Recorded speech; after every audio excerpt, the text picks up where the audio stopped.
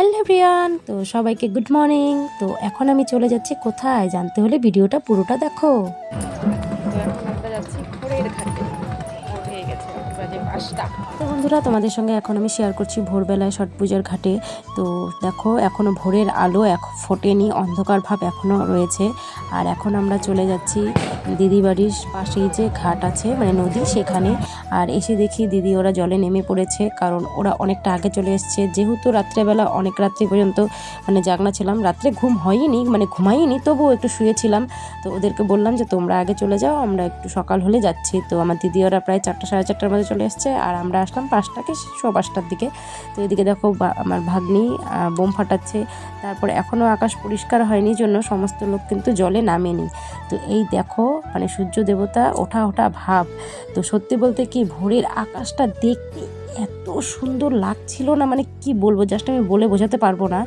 এত সুন্দর, যতটুকু আমি ক্যামেরায় বন্দি করতে পেরেছি তোমাদের সঙ্গে শেয়ার করলাম। আর এখন দেখো কত লোক জলে নেমে পড়েছে, কারণ সূর্য দেবতা উঠতে শুরু করে দিয়েছে। তো আর ওদের পুজোর ডালাগুলো এখানে সাজিয়ে নিয়েছে, আর আমার দিদি জামাইবাবু ওরা মানে পুজো সেরে নিচ্ছে। তারপর আমিও নেমে পড়লাম মেয়েকে নিয়ে জলে, কারণ আমিও এখন স্নান করে সূর্য দেবতাকে একটু পুজো দিয়ে নেব।